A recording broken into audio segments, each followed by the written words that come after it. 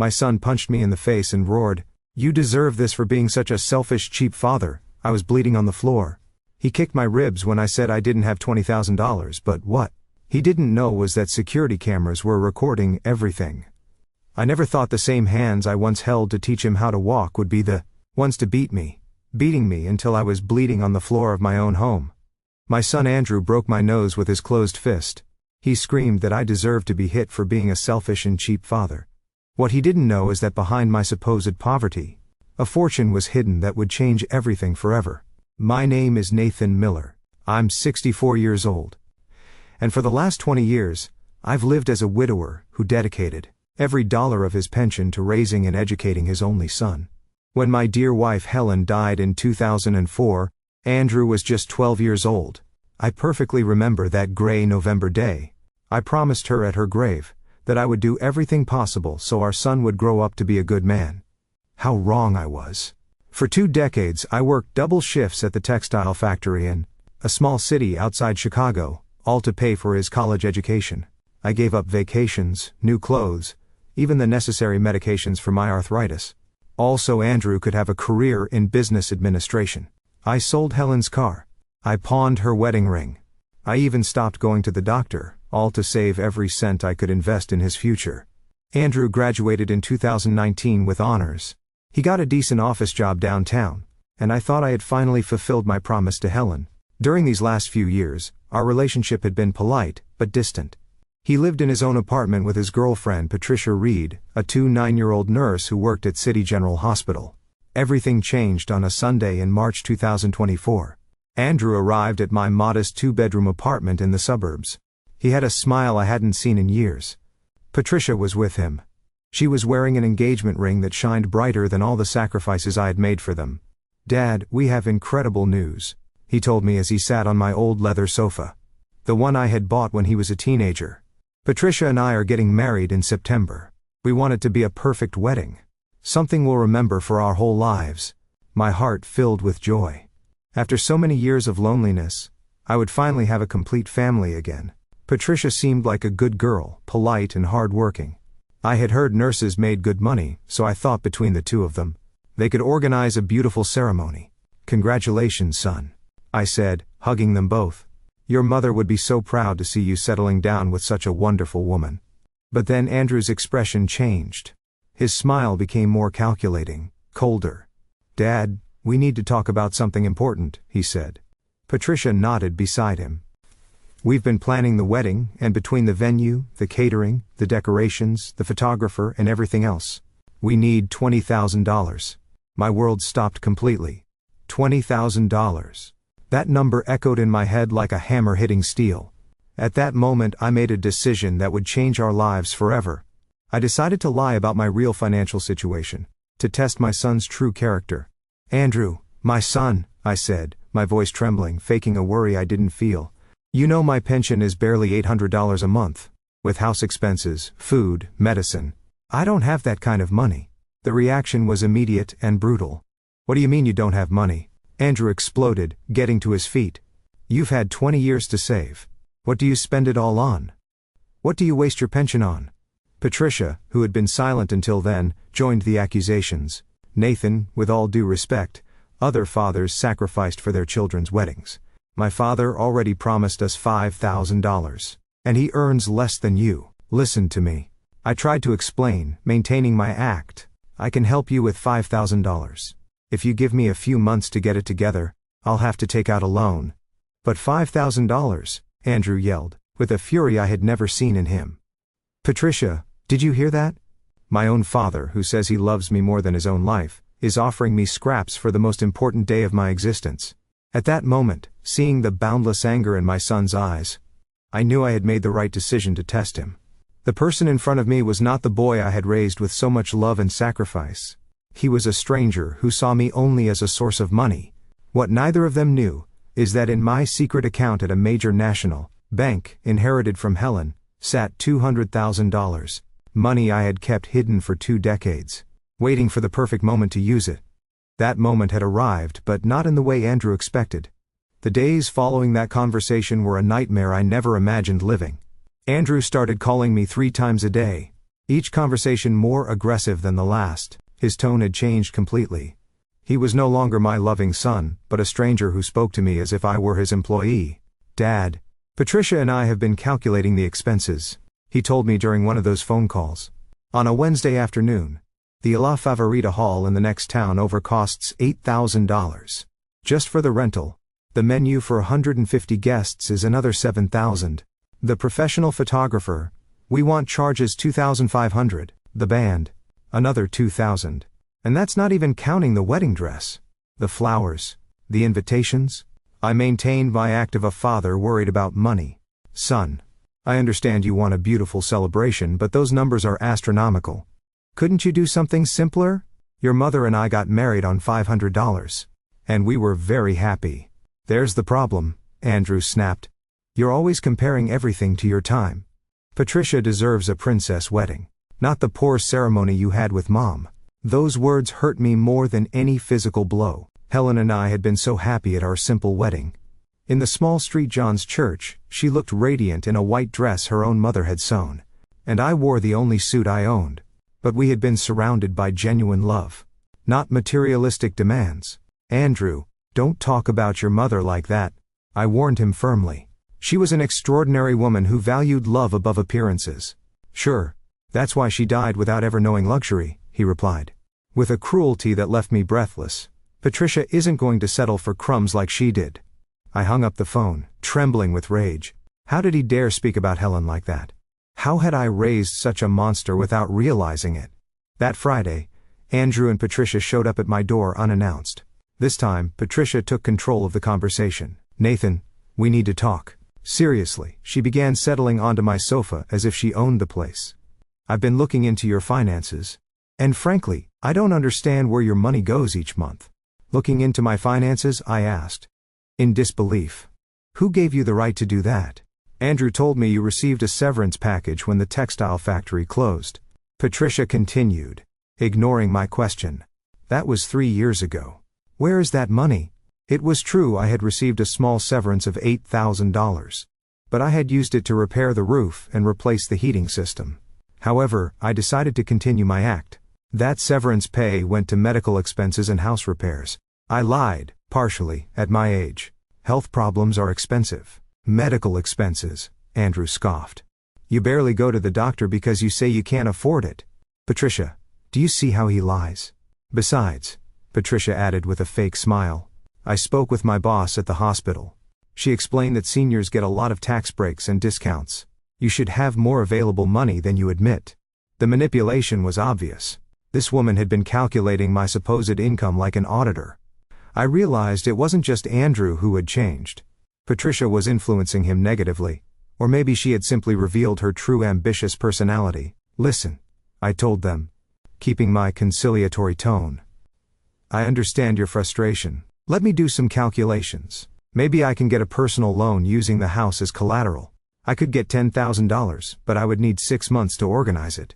$10,000, Patricia screamed. Standing up, that's not even half of what we need. Andrew, your father is mocking us. Patricia is right, Andrew said, his eyes bloodshot with anger.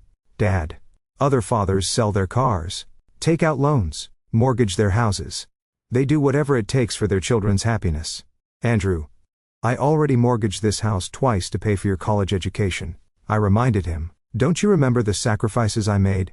The nights I worked double shifts so you could have books and school supplies? That was your obligation as a father, he yelled. I didn't ask you to bring me into this world. If you decided to have me, you had to accept the consequences.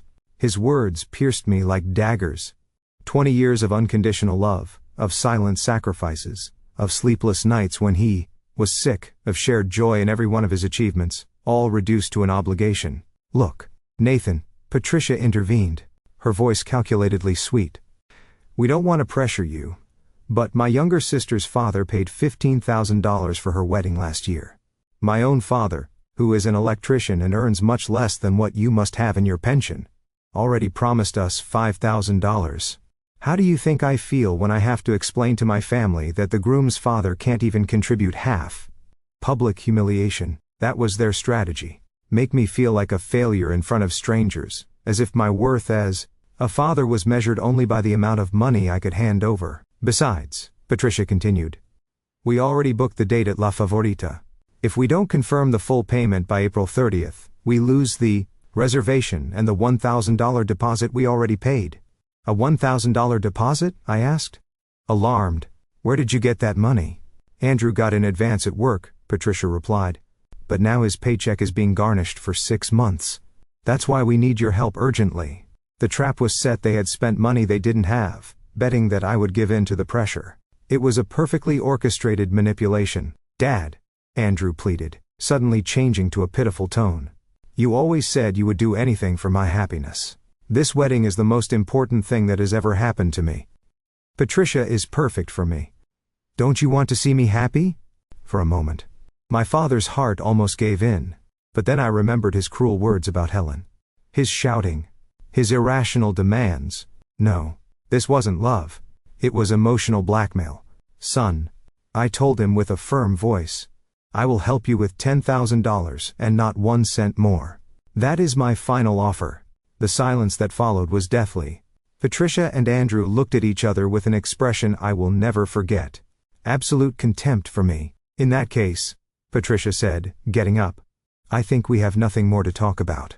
They walked to the door. But before leaving, Andrew turned back to me.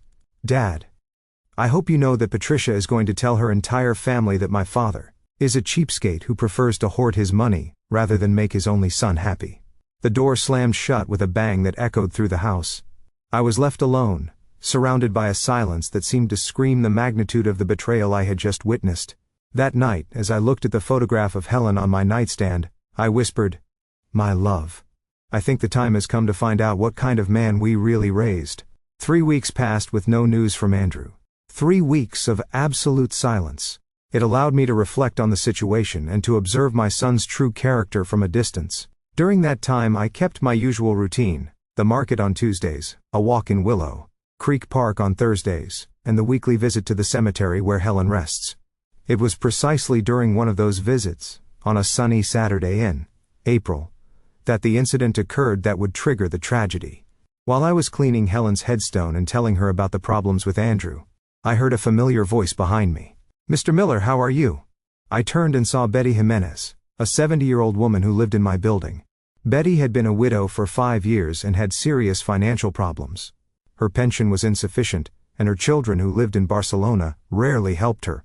Hello, Betty, just here visiting my Helen like every week, I replied, wiping my hands on a handkerchief. Mr. Miller, I need to ask you a huge favor, she told me, her voice trembling. My granddaughter Lucy is graduating from nursing school next week. She's the first person in our family to get a college degree. I want to give her something special, but I don't have enough money. Betty was a dignified woman who never asked for help. The fact that she was coming to me meant her situation was desperate. What exactly do you need? I asked. Just $1,000. To buy her a tablet she needs for her job at the hospital. I know it's a lot of money, but I could pay you back in installments. $50 a month. I'll sign any paper you want. My heart was moved.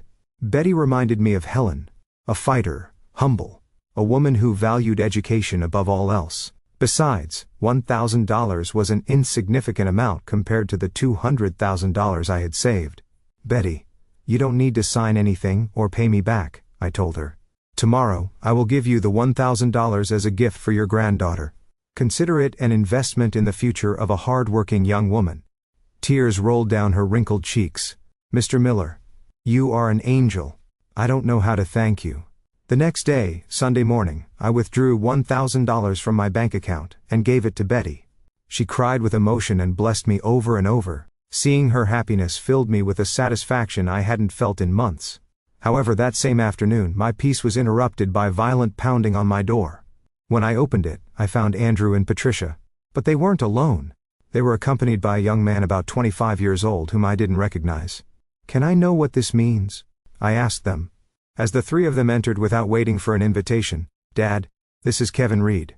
Patricia's younger brother, Andrew said, with a smile that didn't reach his eyes. He works at the bank where you have your account. My blood ran cold. They had been investigating my bank activity. Mr. Miller, Kevin began, in a professional but threatening tone, my sister told me about your financial situation. But it's curious that you withdrew exactly $1,000 in cash yesterday. A considerable amount for someone who claims not to have money for his son's wedding. The betrayal was complete. Not only had they violated my privacy, but they had used professional contacts to illegally spy on me. How dare you investigate my bank accounts? I exploded, with a rage I had held in for weeks. That is illegal. What's illegal is lying to your own son, Patricia replied brazenly. We know you withdrew $1,000 yesterday. What did you use it for? My finances are my business. I responded firmly. I don't have to explain to anyone how I spend my own money. Yes, you do, Andrew roared, moving dangerously close to me. I am your son. I have the right to know why you prefer to spend your money on other things before helping me on the most important day of my life. Other things, I repeated. In disbelief, you think $1,000 changes anything? You ask me for $20,000. Every dollar counts, Patricia yelled. You say you don't have money. But yesterday you spent $1,000 on who knows what. If you're so interested, I said, finally losing my patience. I gave that $1,000 to Betty Jimenez, my neighbor, so she could buy a tablet for her granddaughter, who is graduating as a nurse, a young woman who actually values education and effort. The silence that followed was deafening. The three of them looked at me as if I had confessed a crime. You gave $1,000 to a stranger, Andrew whispered, in a voice I didn't recognize. To a stranger who isn't even family. Betty is not a stranger, I explained. She is a dignified woman who raised 3 children alone, worked for 40 years as a seamstress, and now lives on a miserable pension while her own children have abandoned her. Her granddaughter Lucy is an exemplary young woman who, I don't give a damn about that old woman and her granddaughter, Andrew exploded, with a violence I had never seen. You are my father. I am your blood. How can you give money to strangers when your own son is asking you for help? Andrew, lower your voice. I warned him. The neighbors are going to hear. Let them hear, he bellowed, out of his mind. Let everyone know that my father prefers to help any stranger before his own family. Patricia and Kevin exchanged knowing glances. It was clear they had come prepared for this money available. If you could give away $1,000 without thinking, it means you can help us with much more. Exactly, Kevin added. Mr. Miller, I have worked at the bank for 3 years. I know the spending patterns of clients. You have more money than you admit. Are you threatening me? I asked, looking directly into Kevin's eyes. We're not threatening you, Andrew replied with a cruel smile. We're just opening your eyes. Dad, are you going to give us that $20,000? Or are you going to lose your only son forever? And if I refuse? I asked defiantly. If you refuse, Andrew said, moving in until he was inches from my face, you will never see us again. Patricia and I will move to another city. You will not meet your grandchildren. You will die alone and abandoned, like that pathetic old woman you gave my money to. Your money? I repeated in disbelief. Andrew, that money was mine. I worked for it for 40 years. Your money should be mine, he shouted. Out of control. When you die, it's all going to be mine anyway. But I need that money now, at that moment. Something broke irreparably inside me. The mask had fallen completely. My son didn't see me as a father who deserved love and respect, but as an obstacle between him and an inheritance he considered his by right. I spoke to Andrew with a calm that surprised even me. Get out of my house right now. What did you say? He asked, his eyes wide. I said, all 3 of you. Get out of my house immediately, I repeated, pointing to the door. I'm not going anywhere until you give me my money. Andrew roared. Your money? I finally exploded. You? Ungrateful brat. I sacrificed my entire life for you. I worked myself to death to give you an education. I sold everything that had sentimental value so you could study. And you talked to me about your money. That was your obligation. He yelled, approaching, menacingly. I didn't ask to be born. No, I shouted back. My obligation was to raise you until you were 18. Everything I did after that was out of love. But apparently, you don't understand what that word means. You're the one who doesn't understand anything, Andrew bellowed. You're a selfish, cheap old man, who would rather die with his money than make his son happy. Get out of my house, I ordered. Give me my money first. Get out. It was then that Andrew completely lost control. His eyes filled with rage. His hands clenched into fists. And for the first time in my life, I felt real fear of my own son. You know what, Dad? He said to me. his voice dripping with pure hatred. "You deserve to be hit for being such a selfish and cheap father." The first punch came so fast I couldn't dodge it. His closed fist hit me directly in the nose. I immediately felt the metallic taste of blood filling my mouth. The pain was indescribable, but the emotional betrayal hurt 1,000 times more. I fell backward. But Andrew didn't stop. His second punch caught me in the left eye, and the third in the ribs. Patricia was screaming, but not for him to stop, but for him to stop before someone called the police. As I fell to the floor of my own home, bleeding and gasping for air. The last thing I remember before losing consciousness were the words Andrew shouted at me. "The next time you tell me you don't have money, it will be much worse for you." Everything went black, but my mind, even in unconsciousness, was already planning the most calculated revenge of my life. I woke up in a white room that smelled of disinfectant and medicine. The sharp pain in my ribs immediately reminded me of what had happened. My left eye was swollen completely shut, and every breath felt like I had broken glass in my lungs. "Mr. Miller, please don't move suddenly." I heard a female voice beside me. A young nurse, probably Patricia's age, was checking monitors connected to my body. Where am I?" I murmured with difficulty. "You're at the Prince of Asturias University Hospital in our city," the nurse replied professionally. "Your neighbor, Betty Jimenez, found you unconscious in your building's hallway, and called the ambulance. You've been here since last night, Betty." The same woman I had helped with $1,000 had saved my life. The irony was devastating. When I thought about the cruel words Andrew had said about her. "What are my injuries?" I asked, trying to sit up, but the pain stopped me. 3 fractured ribs, a severe contusion on your left eye, a minor fracture in your nasal septum, and multiple bruises on your torso. The nurse listed, writing something on a tablet. "Dr. Ramirez wants to talk to you when you feel better." As the nurse left the room, my mind began to process what had happened with terrifying clarity. Andrew had beaten me unconscious in my own home, my son. The person I had sacrificed everything for had tried to kill me for money. But instead of feeling pain or sadness, something completely different began to grow inside me, a cold, calculating feeling that I had never experienced before for the first time in my life. I was going to plan a meticulous revenge. About an hour later, a middle-aged doctor entered my room. His name tag read Dr. Fernando Ramirez, Traumatology. "Good morning, Mr. Miller. I'm Dr. Ramirez," he said. "Reviewing my medical chart, your injuries are consistent with a severe physical assault. The fractures in your ribs suggest kicks or blows with blunt objects. Can you tell me what happened?" Here came my first moment of strategic acting. I decided to lie temporarily, to buy time and plan my revenge without interference. "Doctor, it was a domestic accident," I said with a weak voice. "I slipped in the bathroom and fell against the sink. And then against the floor. I'm old. My reflexes aren't what they used to be." The doctor looked at me with obvious skepticism. "Mr. Miller, I've treated thousands of domestic accidents in my career. Your injuries are not consistent with a fall. The bruises on your ribs show specific patterns of direct impacts. Also, the nasal fracture indicates a direct frontal blow." "Doctor, I assure you it was an accident," I insisted, maintaining my lie. "I'm a clumsy man, especially when I take my arthritis medication." Dr. Ramirez didn't seem convinced, but he didn't press further. "All right. Mr. Miller, however, I must inform you that per hospital protocol, any suspicious injury must be reported to the authorities. A social worker will come to speak with you tomorrow."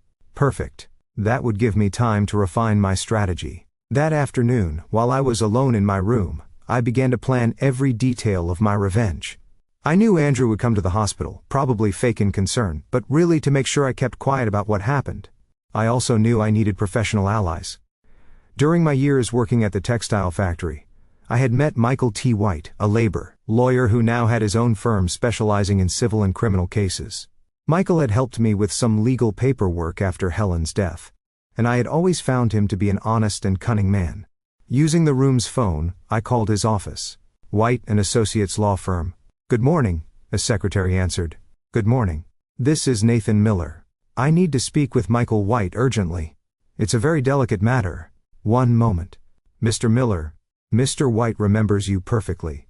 I'm transferring the call." "Nathan. How are you? It's been years." I heard Michael's familiar voice. "Michael, I'm in the hospital. My own son assaulted me, and I need your professional help for a very complex case. There was a long silence before Michael responded. Nathan, this is very serious. Have you filed a police report? Not yet. I need to talk to you before making any legal decisions. But there are elements of this case that are going to surprise you. I'll be at the hospital in 2 hours, he replied. No hesitation. In the meantime, don't talk to anyone else about this. After hanging up, I focused on observing every detail of my situation. The nurses changed shifts every 8 hours. Doctors made rounds every 4 hours. Visitors could enter between 2 and 9 at night. I also began to practice my performance. When Andrew came, I needed to seem weaker and more vulnerable than I really was. I wanted him to feel secure, confident that he had intimidated me enough to keep me quiet. At 4 p.m, just as I had predicted, Andrew appeared in my room. He came alone, without Patricia. His expression was a calculated mix of false concern and silent threat. "Dad, how are you feeling?" he asked, approaching my bed with cautious steps. "Andrew," I murmured, faking more pain than I was in. "My whole body hurts. I'm so sorry, Dad," he said, with a performance worthy of a professional actor. "I lost control yesterday. I was so stressed about the wedding, about the money problems. But I never should have touched you."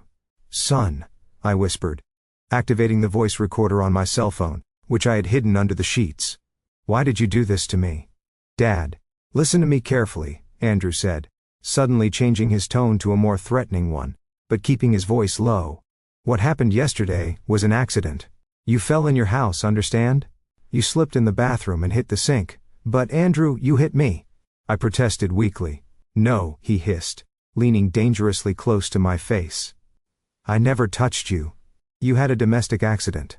And that is going to be your story, when the doctors, the police, or anyone else asks you.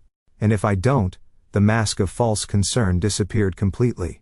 "If you don't, Dad, what happened yesterday will look like child's play compared to what will happen to you. Patricia and I will disappear from your life forever. You will never meet your grandchildren. And believe me, I will find a way to make your life hell until the day you die." "Andrew, please," I begged, maintaining my act. "Besides," he continued with calculated cruelty, "who is going to believe you? A 64-year-old man, accusing his own successful, respected son. Everyone will think you're senile or looking for attention. And the money for the wedding? That hasn't changed," he replied firmly. "We still need that $20,000.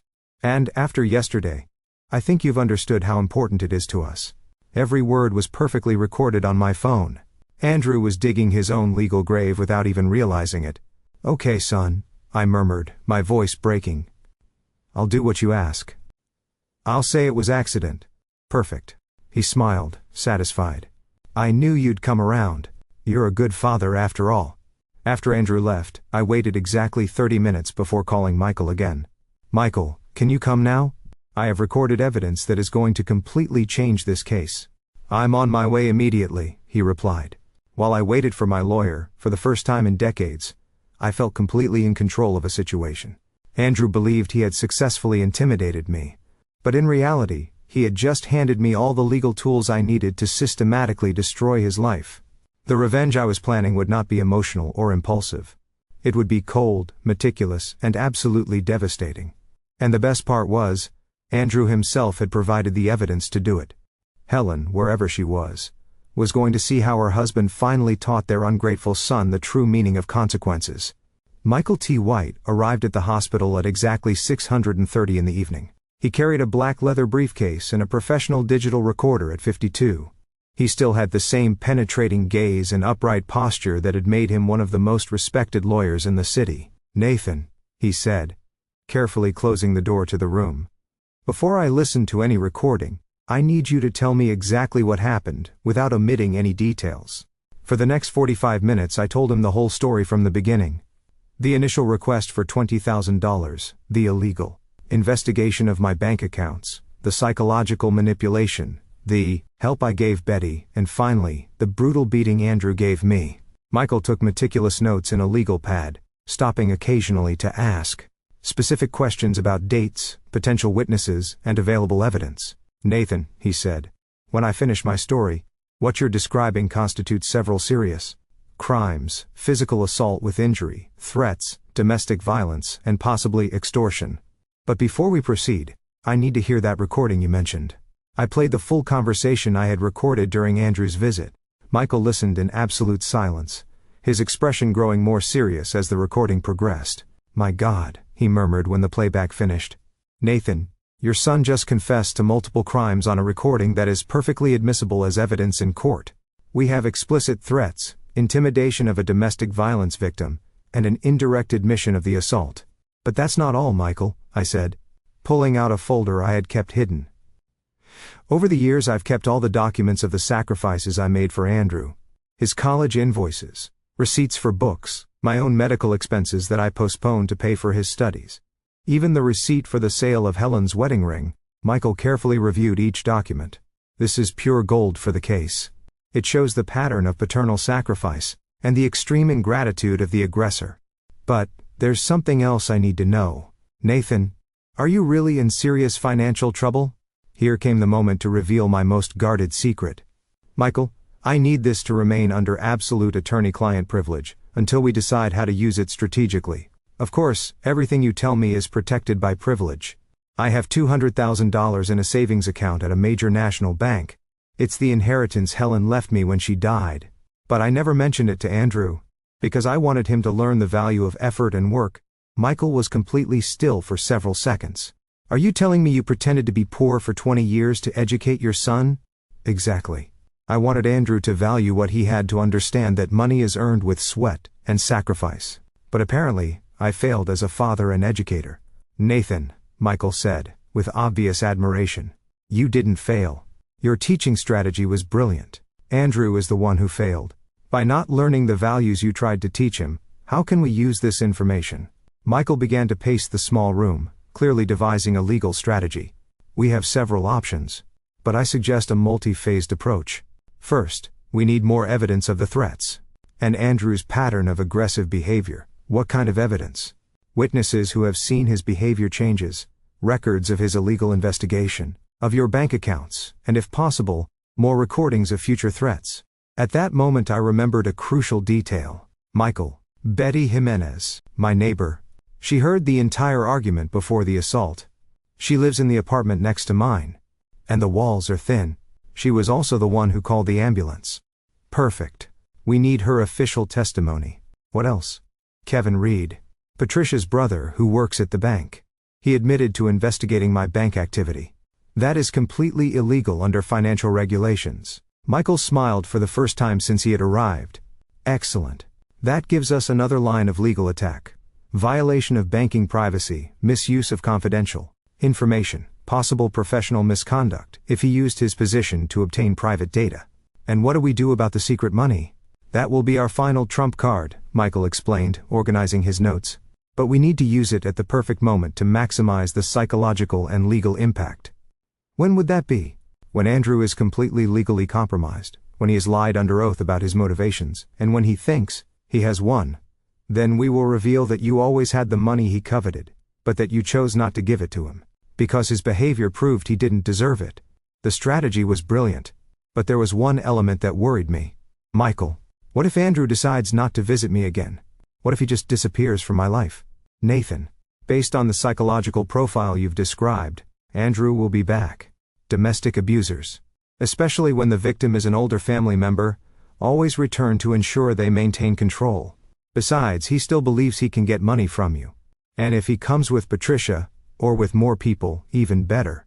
More witnesses to his aggressive and threatening behavior. But we need to prepare the scene carefully." Michael took out his professional recorder and placed it on my nightstand. "This recorder has 8 hours of capacity, and forensic audio quality. Every time someone related to this case comes, you activate it discreetly." "Is it legal to record without consent?" "In our state, recordings made by one party to the conversation are admissible as evidence, especially in cases of domestic violence or threats. You are documenting potential future crimes." "When do we file the official complaint?" "Not yet," Michael responded emphatically. "First, we need to build an absolutely solid case.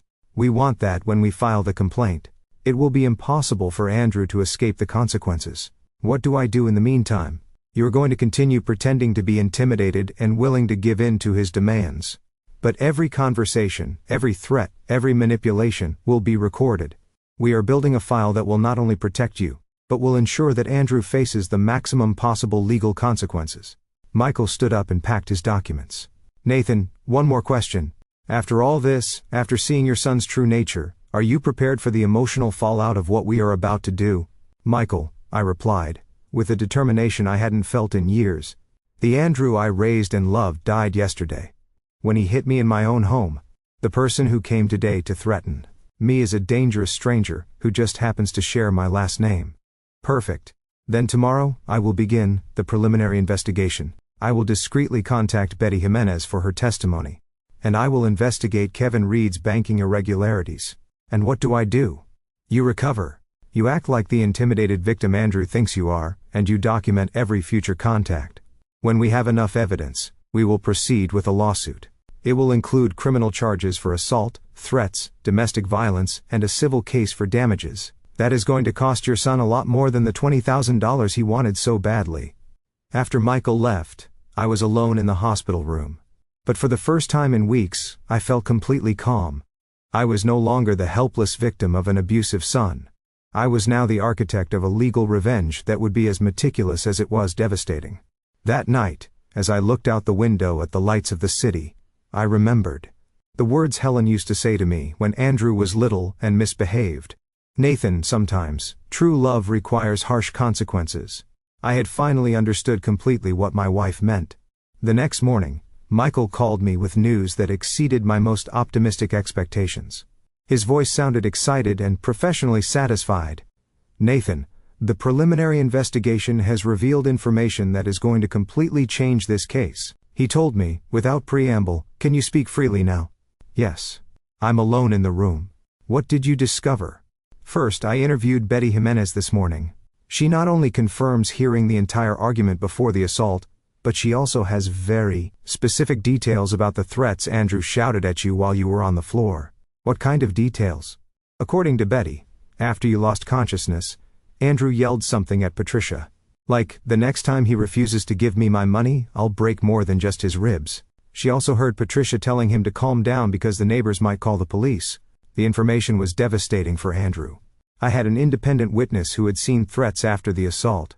But that's not all, Michael continued. I contacted a friend of mine who works in the compliance department at Bank of America. I explained the situation confidentially.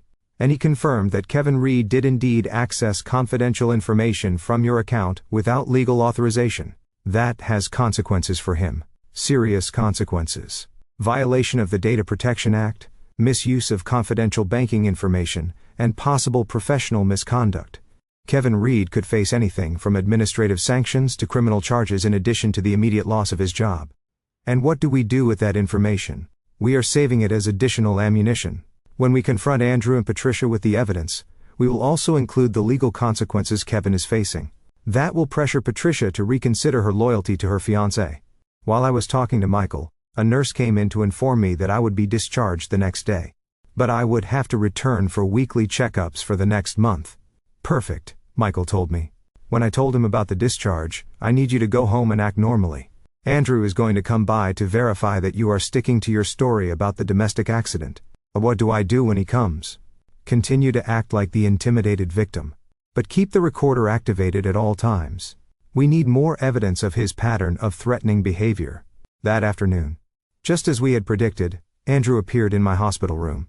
This time he was accompanied by Patricia, and they both brought flowers and a box of chocolates, obviously, to create the appearance of concerned family members in front of the medical staff. Dad, we're so happy to hear you're being discharged tomorrow, Andrew exclaimed. With a performance worthy of a movie award, we were so worried about your accident. I discreetly activated the professional recorder Michael had left. Yes, son. It was a very foolish fall. You know how clumsy I am. Nathan? Patricia intervened with false sweetness. Andrew and I have been talking about what happened before your accident. We realize we were very hard on you about the money for the wedding. Oh, yes, I asked, faking hopeful surprise. Yes, Dad. Andrew continued.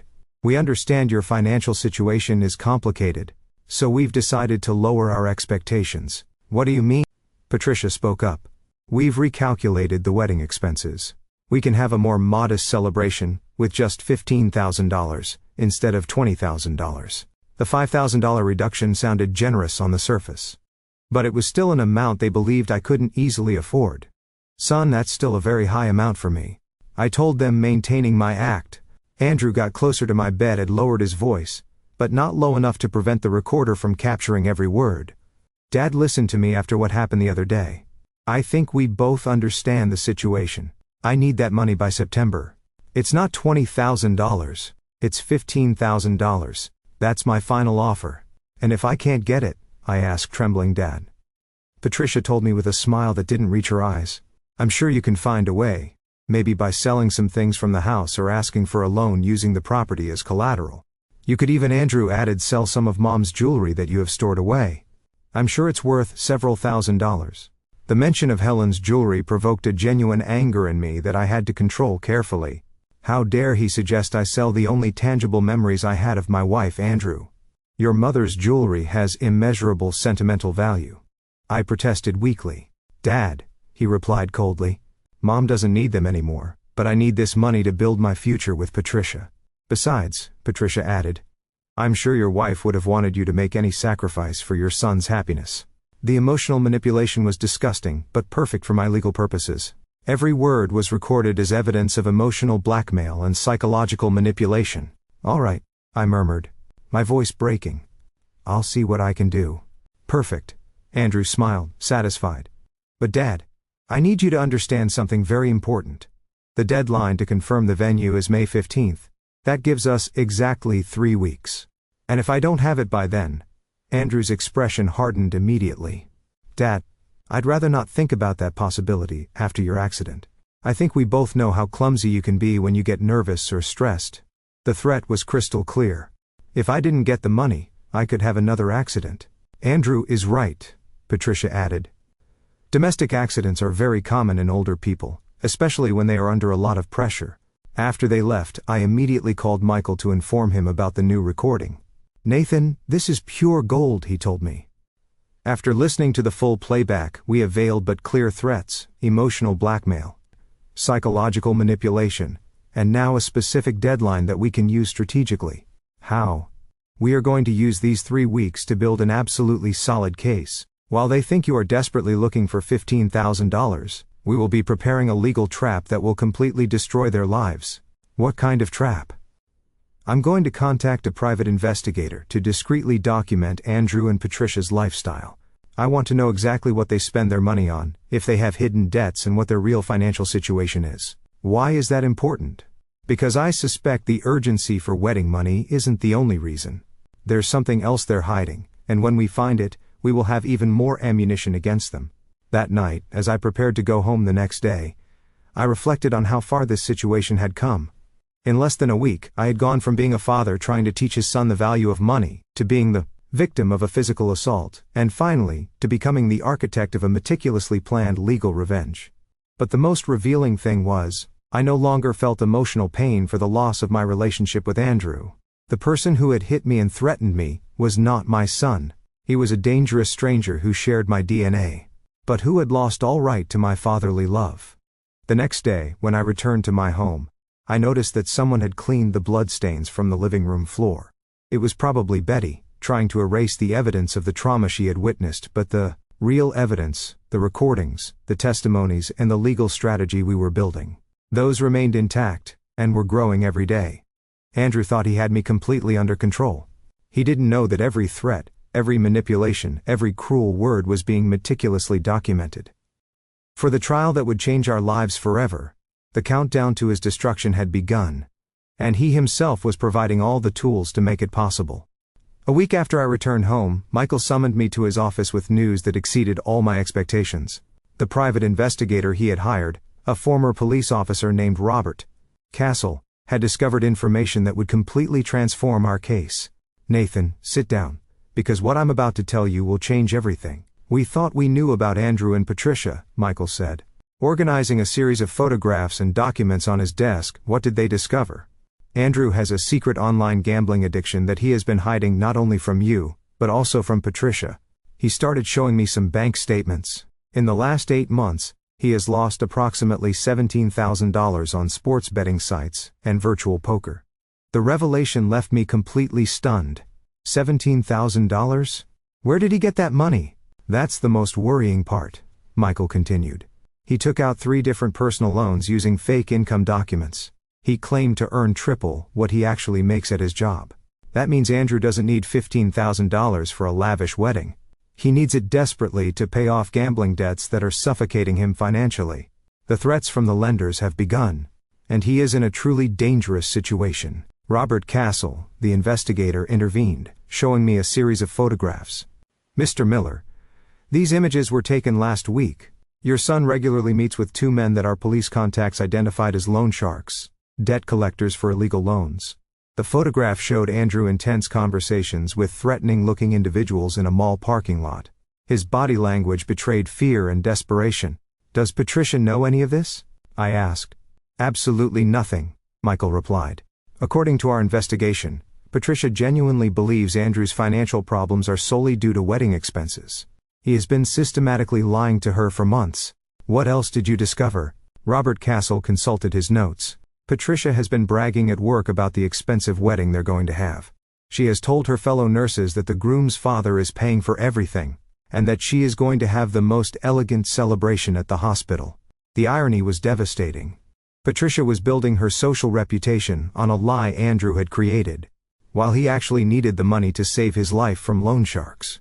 But there's more, Michael added, with a smile that promised even more shocking revelations. Kevin Reed, Patricia's brother who violated your banking confidentiality, also has serious problems. What kind of problems? Our contact at the bank confirmed that Kevin has been under internal investigation for 3 months for irregularities in handling confidential client information. Your case is not the only one. There are at least 5 similar complaints. What does that mean for him? It means he is going to be fired immediately, when the bank completes its investigation, probably within the next 2 weeks. In addition, he will face criminal charges for systematic violation of banking privacy. The web of lies and illegal behavior was much more extensive than I had imagined. Not only was Andrew guilty of assault and threats, but he had also dragged his future in-laws into criminal activities. Michael, how do we use all this information strategically? We are going to set a perfect trap, he explained. Organizing the documents in chronological order. When the May 15th deadline they set arrives, you are going to call Andrew and Patricia for a meeting at your house. What kind of meeting?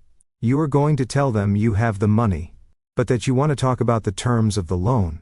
During that conversation, we are going to confront them with all the evidence we have collected.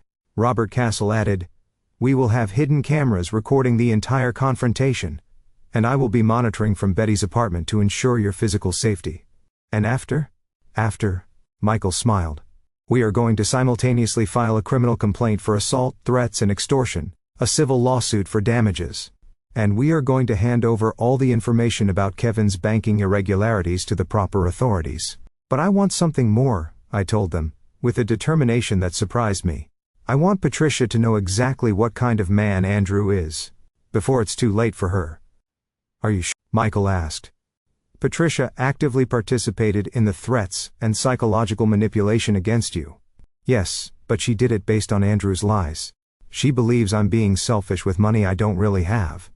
She doesn't know that Andrew is a gambling addict who is using her to pay off dangerous debts. Robert Castle nodded. Mr. Miller is right.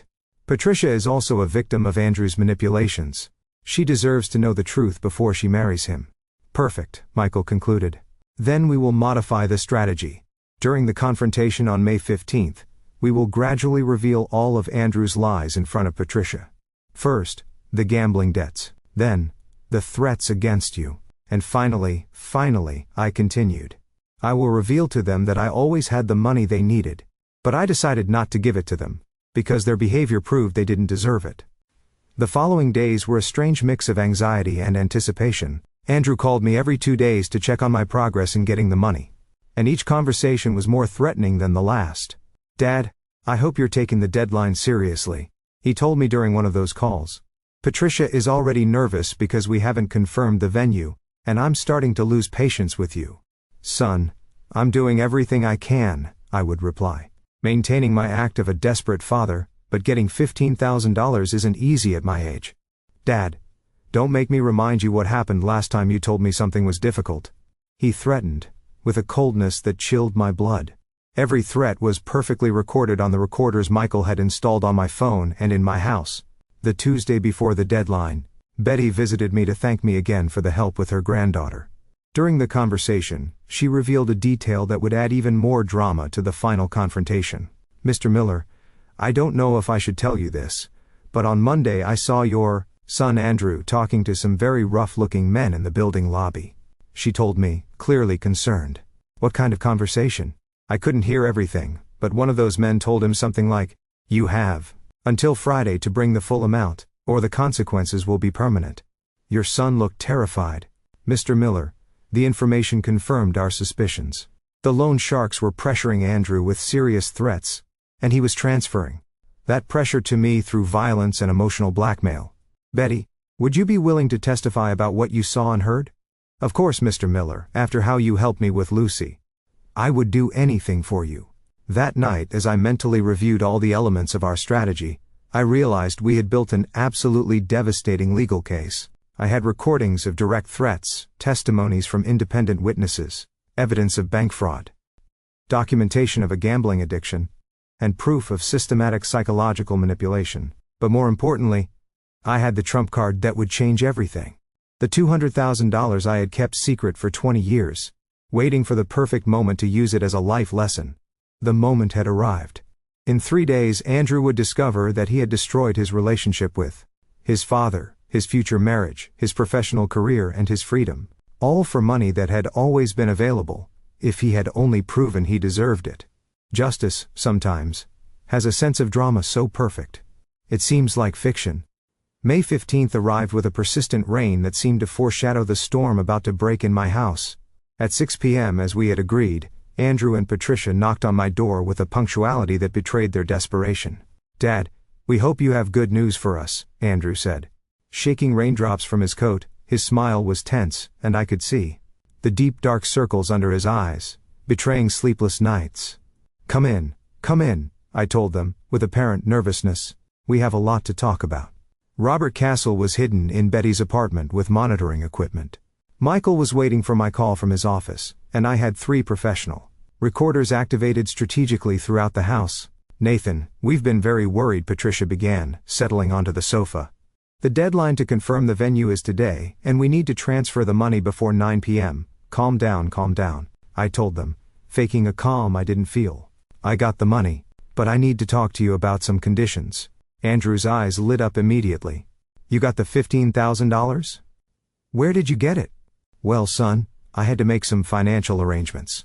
I took out a mortgage loan, using the house as collateral." "Perfect," Patricia exclaimed, clapping. "We knew you'd find a way. Fathers always find a way to help their children, but there are conditions," I continued.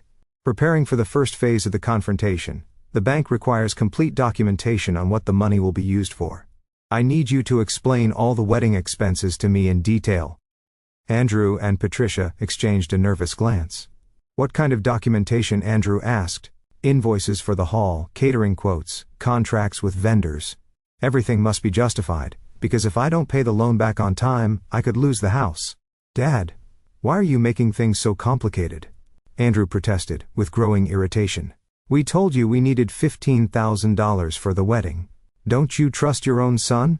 "Of course I trust you, Andrew. But after what happened a few weeks ago, after my accident, I'm a little nervous about money issues." Patricia leaned forward. "Nathan, we understand your caution, but we really need that money today. The venue is already reserved. We've paid deposits to several vendors." "What vendors?" I asked, fainting innocence. "Could you show me the receipts?" "Receipts?"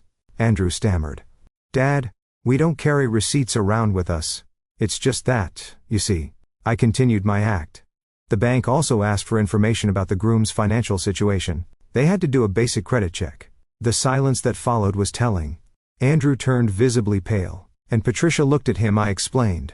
"When a retiree applies for such a large loan, the bank investigates if there's a risk that the final beneficiary could assume the debt in case of problems." "What do you mean by that?" Andrew asked, his voice trembling. "Andrew? The bank discovered some irregularities in your credit history." Patricia turned to her fiancé. "Irregularities? What is your father talking about? It was the perfect moment to begin the gradual reveal. Patricia, did you know Andrew has 3 active personal loans, totaling $17,000? What? Patricia shouted, jumping up from the sofa. Andrew, what is your father talking about? Dad, I don't know what you're talking about. Andrew lied. Desperately. That's confidential information the bank can't disclose. You're right, son. The bank didn't tell me. But a private investigator did. I pulled out the folders Michael had prepared and placed them on the coffee table. Patricia, here are bank statements, online betting records, and photographs of Andrew meeting with loan sharks. Patricia took the documents with trembling hands. As she read, her expression changed from confusion to disbelief, and finally to absolute fury. $17,000 on sports betting. She read aloud. Online poker. Andrew, what the hell is this? Patricia, let me explain, Andrew began. But she cut him off violently. No, don't explain anything. You've been lying to me for months. You told me we needed money for the wedding, but you really need money to pay gambling debts. Patricia, please. Calm down, Andrew pleaded. Calm down, Andrew. You've put our future at risk. For an addiction you hid from me. It was then I decided to add more fuel to the fire. Patricia, there's something else you need to know. The men Andrew is meeting with are not legal lenders. They are illegal loan sharks who have threatened permanent consequences if he doesn't pay by Friday. Permanent consequences, Patricia whispered, in horror. Andrew, are you in physical danger because of these debts? Andrew could no longer maintain his lies. Patricia, yes, I have some problems with gambling, but this will all be fixed when my father gives us the money for the wedding. The wedding? Patricia screamed out of her mind. There is no wedding. Andrew, I am not marrying a lying gambling addict who has been deceiving me for months. Patricia, please, don't do this. We can fix this together. Together? You didn't trust me enough to tell me about your problems, but you trusted me enough to manipulate your father and get money. Andrew turned to me in desperation. Dad, give them the money. You can see Patricia is going to leave me if I don't fix this now. Oh, now you need me, I asked him, with a calm that contrasted with the emotional chaos in the room. After beating me unconscious, after threatening me repeatedly, after calling me selfish and cheap, Dad, please, Andrew begged, falling to his knees. I'm sorry for everything. I was desperate. The loan sharks are going to kill me if I don't pay. Patricia, who had been watching this pathetic plea, turned to me. Nathan, your son hit you physically? Patricia? Didn't he tell you about my domestic accident? I took out my phone and played one of the recordings, where Andrew clearly admitted the threats and the assault. Patricia's voice trembled as she listened. My God, Andrew. Did you really hit your father? Patricia, he refused to help me. I was desperate. There is no excuse for hitting your father, Patricia roared. How could you do that to the man who raised you alone after your mother died? It was then that I decided to reveal my final trump card. Patricia, there is something else you both need to know. I got up and walked to my desk, where I took out the bank statements from my secret account. What is that, Nathan? Patricia asked. Patricia, these are the statements from a savings account I've maintained for 20 years, an inheritance from my wife Helen that I never mentioned to Andrew. I showed them the document. In this account, there are exactly $200,000. The silence was deafening. Patricia took the paper in disbelief, while Andrew was completely paralyzed. $200,000. Patricia whispered. Nathan, you had this money the whole time? Always. For 20 years, I pretended to have financial difficulties. To teach Andrew the value of work and effort, I wanted him to learn that money is earned, not demanded. You had $200,000. Andrew exploded, getting to his feet. And you let me beg. You let me get desperate. You let me get to the point of hitting you? Andrew, I replied, with a calm that surprised me. You chose to hit me. You chose to threaten me. You chose to call me selfish and cheap. I just tested your character and you failed miserably. Patricia stood up from the sofa. Andrew, this is over. I am not marrying you. I cannot be with someone who lies to his father, who hits him, and who lies to me. Patricia, no, Andrew cried.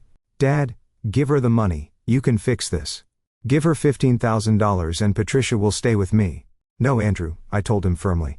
I am not giving you 1 cent. And tomorrow morning, all these documents, recordings and evidence will be given to the police and the court. Andrew's expression changed from pleading to homicidal rage. You're going to report me? Your own son? I am going to report an abuser who happens to be my biological son, but who lost all right to call himself my family." That was the last straw for Andrew. The fury that erupted in Andrew's eyes was more intense than anything I had ever seen. His hands clenched into fists, his breathing quickened. And for a moment, I thought he was going to hit me again, this time in front of Patricia. "You damn son of a bitch," he roared. Advancing toward me, "You ruined my life over a stupid psychological experiment." But Patricia got between us. "Andrew, don't you dare touch him. Get out of the way, Patricia. This manipulative bastard deserves to have every bone in his body broken. If you take one more step toward your father, I will call the police myself." Patricia shouted with a determination she hadn't shown before. "Now you're defending him," Andrew bellowed. In disbelief, he tricked us both. He had the money the whole time and made us go through this. "Yes, Andrew, he had the money, but you hit him. You threatened him. You lied to me about your gambling debts." Patricia turned to me, tears in her eyes. "Nathan, although I don't agree with your methods, I understand why you did what you did. But Andrew chose violence." Just then, my cell phone rang. It was Michael, who had been listening to the entire conversation through the monitoring system we had installed. "Nathan, are you okay? Robert says the aggression levels are escalating dangerously." "I'm fine, Michael. Everything is going according to plan." "Who is Michael?" Andrew asked, with growing paranoia. "My lawyer," I replied calmly. "The same one who, tomorrow, will file the criminal complaint for assault, threats, extortion, and domestic violence." "You can't do this to me," Andrew shouted. "I am your son, your own flesh and blood. My flesh and blood doesn't threaten his father. My flesh and blood doesn't beat the man who raised him alone for 20 years. Patricia, who had been watching this exchange with fascination and horror, did something completely unexpected. She took off her engagement ring and threw it at Andrew's feet. "It's over. Andrew, I am not marrying you. I cannot be with someone capable of hitting his own father." "Patricia, no!" Andrew begged, falling to his knees to pick up the ring. "We can fix this. Dad, tell her we can fix this." "No, Andrew," I told him, with a firmness that had taken 64 years to develop. "Some things can't be fixed. Some lines, once crossed, there's no coming back." Patricia walked to the door. "Nathan, I am so sorry for everything that has happened. You didn't deserve to be treated like this. Regardless of your teaching methods, Patricia." "Wait," I stopped her. "There's one more thing you need to know before you go." She paused in the doorway. "What?" "Your brother Kevin is going to be fired from the bank next week. The internal investigations confirmed he violated the banking confidentiality of multiple clients, including me." Patricia's face fell. "Kevin is going to lose his job over this, and he will face criminal charges. Violating banking privacy is a serious crime." Patricia turned to Andrew with pure "Kevin has 2 small children and a mortgage. You've destroyed my family." "Too." "Patricia, I didn't know." Andrew started. "You didn't know anything because you only think about yourself." She shouted. "You are a selfish, lying coward who hits old people." Patricia left my house, slamming the door with a violence that shook the frames. Andrew and I were left alone. He was kneeling on the floor, holding an engagement ring that no longer meant anything. "Dad," he whispered, his voice broken. "Can you forgive me? Can we forget all this and start over?" "Andrew," I replied, sitting down across from him. "For 20 years, I gave you unconditional love. I sacrificed my health, my comfort, my dreams. I sold your mother's memories to pay for your college. I know, Dad. And I'm grateful." "Grateful?" I interrupted him. "Do you think gratitude is shown with punches? Do you think love is earned with threats?" I was desperate. "No, Andrew, you weren't desperate. You were furious because you couldn't control me. You were furious because I didn't immediately give in to your demands." I got up and walked to the window, overlooking the park where we had played so many times when he was a child. "Do you know what the saddest part of all this is?" "What?" "Dad, that if you had come to me honestly, if you had confessed your gambling addiction, if you had asked me for help instead of demanding money, I would have given you not only the $15,000, but the professional treatment you need to overcome your addiction." Andrew stood up slowly. "Can you still do that? Can we still fix this?" "No. Son, you lost that chance. When you decided violence was an acceptable tool to get what you wanted." "Dad, please." "Andrew, tomorrow morning, Michael will file the complaint. You are going to be arrested for assault, threats, and domestic violence against a senior. The recordings I have guaranteed you will be convicted. And then what? You're going to let me rot in jail? You are going to face the consequences of your decisions. As you should. Andrew walked to the door. But before leaving, he turned back one last time. Dad, what about the loan sharks? If I don't pay them, they're going to do what they have to do. I replied coldly. You created that situation. You solve it. But they could kill me. Andrew, 3 weeks ago you begged me for money, claiming it was for your happiness. Then you hit me when I didn't give in to your demands. Now you're asking me to save you from the consequences of your addiction. At what point do you take responsibility for your own life? I'm your son. No, I said with a calm that surprised me. My son died the day he hit me in this very room. You are a stranger, who shares my last name. Andrew left my house that night, knowing that his life as he knew it was over. No fiancé, no wedding, no money, no family, and with multiple legal proceedings waiting for him. But I, for the first time in months, felt completely at peace. I had learned that fatherly love has limits, and that some betrayals are unforgivable. The rain had stopped. And through my window I could see the first stars of the night. Helen, wherever she was, could finally rest, knowing her husband had found the strength to set definitive boundaries. The next day, a new stage of my life would begin. A stage without Andrew, but also without the burden of carrying someone who had proven to be unworthy of my love and sacrifice. Sometimes freedom comes disguised as loss. May 16 dawned with a clear sky, a dramatic contrast to the legal storm that was about to break over Andrew. At 9 a.m., Michael and I presented ourselves at the city police station. With a folder of evidence that was over 200 pages long. Nathan, before we go in, I want you to know this process is going to be emotionally very difficult, Michael warned me. As we walked to the main entrance, seeing your son arrested and processed won't be easy. Regardless of what he's done, Michael, I made this decision after much reflection. Andrew needs to learn that actions have consequences, especially when those actions include violence against an elderly family member. Detective Linda Reynolds, a woman about 40 years old, with 20 years of experience in domestic violence cases, received us in her office. Her expression grew more serious as she reviewed our evidence. Mr. Miller, in my 2 decades working these cases, I have rarely seen such complete documentation, she commented, examining the recordings, photographs and testimonies. The threats are clearly recorded. The physical assault is medically documented, and the witness testimonies are consistent. Detective, what is the procedure? Michael asked. We are issuing an immediate arrest warrant for assault with injury, grave threats, domestic violence and extortion. Based on the severity of the evidence, I will request he be denied bail. Why no bail? I asked. Mr. Miller, your son demonstrated an escalating pattern of violence. The recordings show explicit threats to repeat the assault if you did not meet his demands. That makes him a danger to your safety.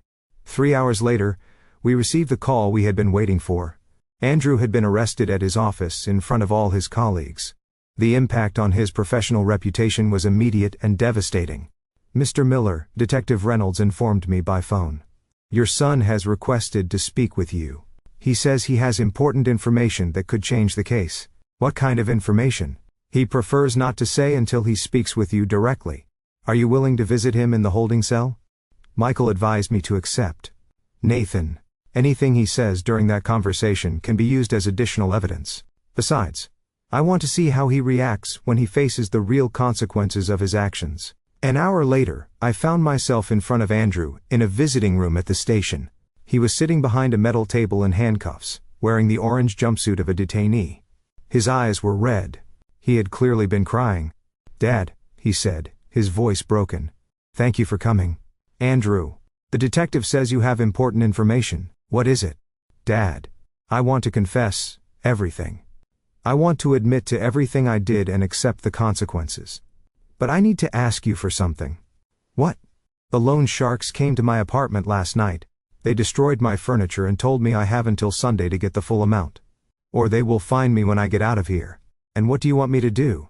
Dad, I know I don't deserve anything from you after what I did. But could you pay my gambling debts?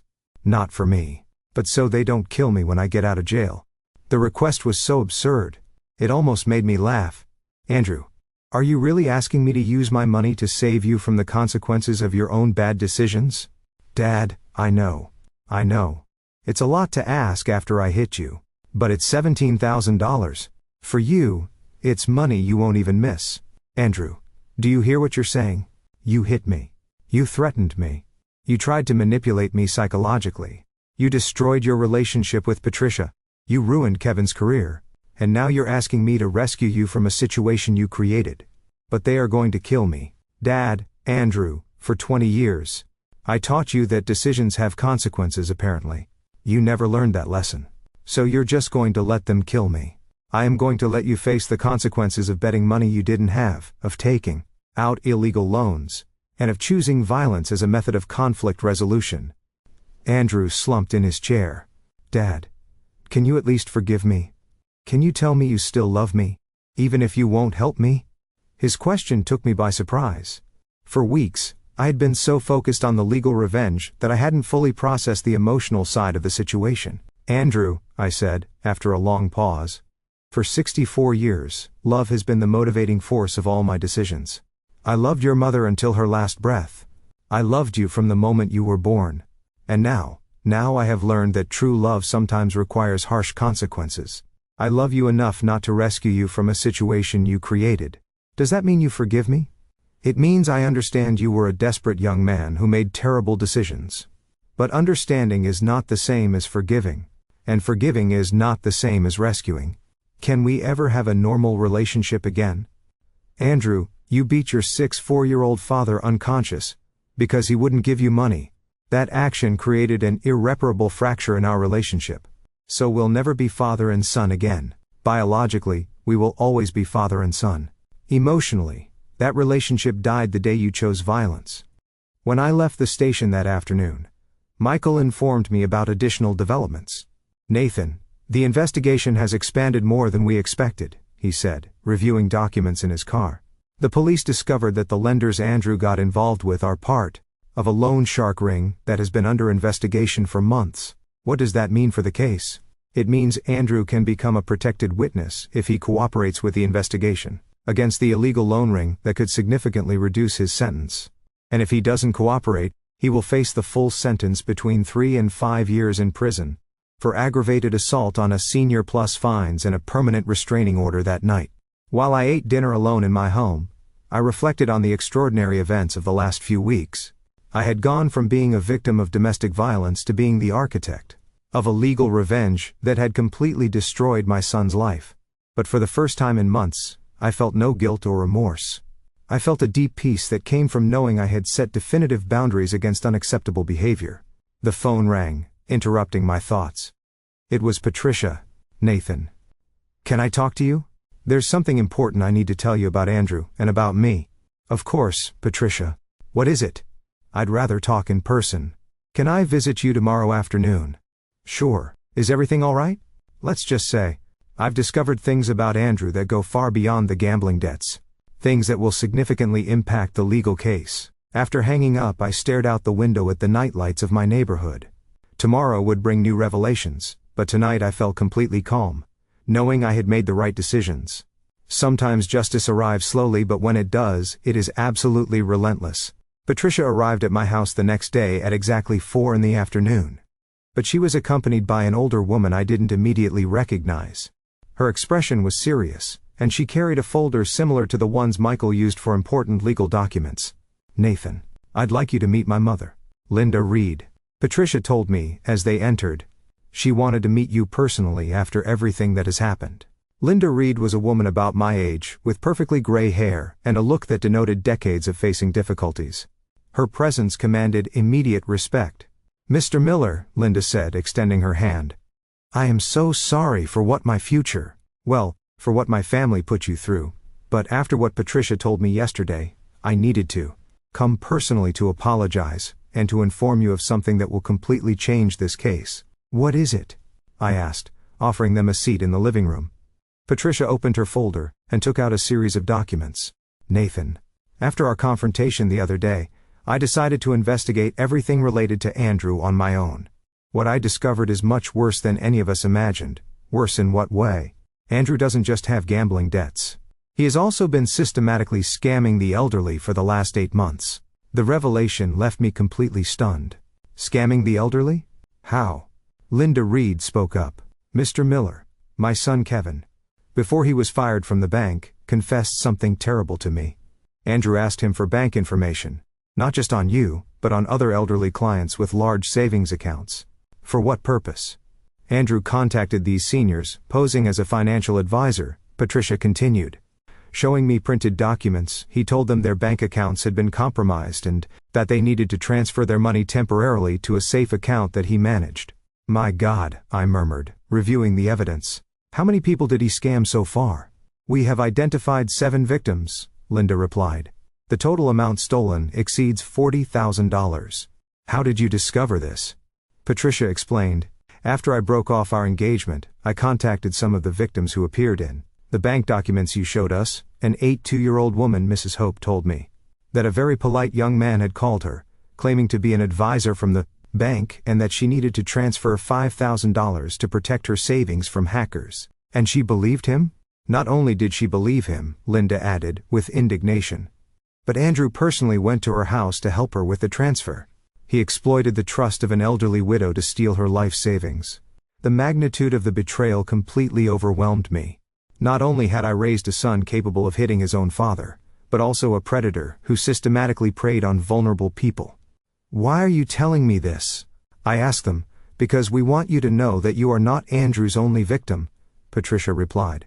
And because we believe you deserve to know the complete truth about the man you raised. Besides, Linda added, all of these victims are going to testify at the trial. Andrew won't just face charges for assault, but also for multiple counts of fraud, identity theft, and financial abuse of the elderly. Linda handed me another document, Mr. Miller. The 7 victims have decided to file a joint lawsuit against Andrew. The total sentence could exceed 10 years in prison. 10 years, I repeated, in disbelief at least. Patricia confirmed. And that's not counting the financial restitution he will have to pay to all his victims. At that moment, the phone rang. It was Michael, with news that would perfectly complement the revelations I had just received. Nathan, can you speak freely? Yes, I'm with Patricia and her mother. They just brought me very important information about additional cases of fraud. Perfect. Because I have related news. The police intercepted communications between Andrew and the illegal loan ring. Apparently he promised to pay his debts with money he would get from his rich father and other stupid old people. That's recorded, completely documented. Andrew not only admitted his plans to extort you, but he also described in detail his methods for scamming other seniors. Patricia and Linda exchanged looks of astonishment as they listened to my phone conversation. Michael, what does this mean for the case? It means Andrew is going to face federal charges for organized fraud against the elderly. The district attorney is considering classifying it as racketeering, due to the systematic pattern of his scams. After hanging up, I sat in silence for several minutes, processing the magnitude of what I had discovered. The son I had raised with so much love and sacrifice was not just a domestic abuser but a predator who specialized in victimizing the elderly. Mr. Miller, Linda said gently, I know this must be devastating for you, but there's one more thing you need to know. What else could there be? Patricia and I have been talking to the other victims. They all agree on one thing. Andrew constantly mentioned to them that he had learned about financial responsibility from his father, who was a very hard-working and honest man. What do you mean? He used your reputation and the values you taught him as a manipulation tool, Patricia explained. He told his victims he came from an honorable family that his father had taught him to help older people with their finances. The irony was brutal. Andrew had twisted every lesson of honesty and integrity I had tried to teach him, turning them into weapons to victimize the most vulnerable. Patricia, I said, why did you decide to help me with this? You could have just walked away from this whole situation. Because you didn't deserve any of what Andrew did to you, she replied, with determination, and because the other victims deserve justice, too, Linda added. Mr. Miller, my son Kevin made a serious mistake by violating banking confidentiality. But he did it while being manipulated by Andrew when we discovered the full truth about the scams. We understood that Kevin had also been a victim of manipulation. 3 weeks later I found myself in the courtroom, surrounded by the 7 other victims and their families. The case had attracted media attention. Due to the systematic nature of the scams and the assault against an elderly family member, Andrew entered the room in handcuffs, wearing a suit he had probably bought with stolen money. His appearance had changed dramatically. He had lost weight, he had deep dark circles, and his hair was completely unkempt. When our eyes met, I saw something I hadn't seen before in his eyes. Genuine remorse. But it was far too late.